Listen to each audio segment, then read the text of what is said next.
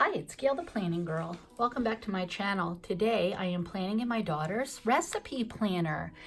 And this recipe is for another dessert. It's getting to be the holidays and you'll be entertaining and just want something sweet to celebrate Christmas and New Year's. So I'm going to do a recipe today for fudge. I could put it under entertaining, but I'm going to put it under desserts. So let's see, where shall I put fudge? I don't know that I have many candies in here. I do right here, sugared popcorn, candy apples. Fudge would have been a good one back there. Well, I'll just put it here next to cookies. So let me scooch this planner out of the way. And I like to write at the top with a wider nibbed pen. This is my Pigma calligrapher in 2.0. And I think I'm going to write fudge kind of fancy.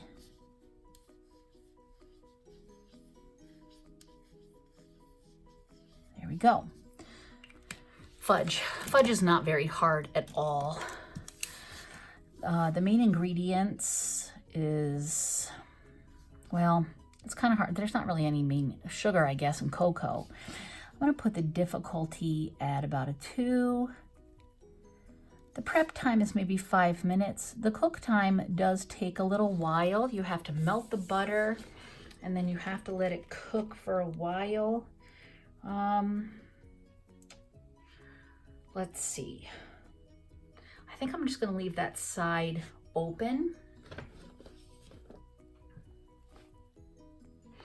Alrighty, I have 7 ingredients. I think for fudge, I might use these. That's a dark blue. Oh, I have dark blue asterisks. I'm going to use them. I have 7 ingredients. So I'm going to write those up. Now this recipe is actually going to be dairy-free, and it will be gluten-free. Of course, fudge would be gluten-free anyway. But this will be completely dairy-free. So if you're curious to see how that turns out, you'll want to stay here till the end. Okay, so I'm going to pause because I made a little mistake here. And then I wrote a direction there because I was trying to consolidate my directions for my daughter to make it life a little easier.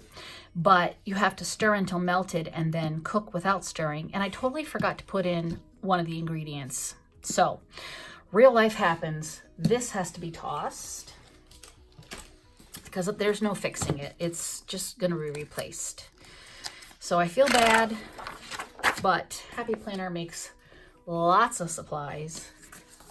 I buy them all, just about, so I have plenty. So here, this should be 3/4 cup of cocoa. So let's start this again, shall we? Okay, here's the finished fudge recipe. Now, what makes my fudge recipe non-dairy is that we don't use milk at our house. Our daughter has food allergies to dairy, including milk. So when she was growing up, I always used rice stream. Fudge doesn't work though unless you add one of those Knox unflavored gelatin packets.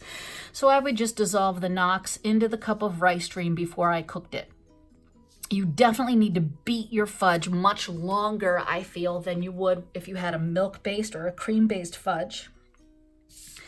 And it sometimes stays a little bit soft. So for certain, make sure you hit that temperature.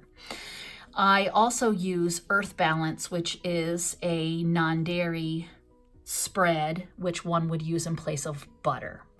This is a fantastic recipe, which I have adapted from the Good Housekeeping cookbook.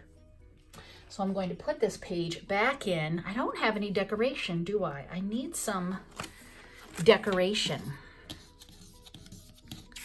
I don't think I have any fudge pieces, but I wonder if I have candies in here. Let's see.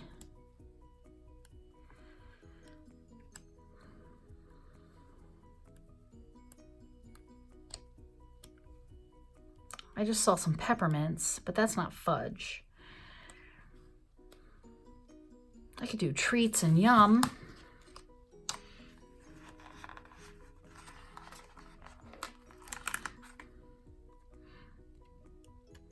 I like treats. And I could do yum. I think that's all I'm going to find.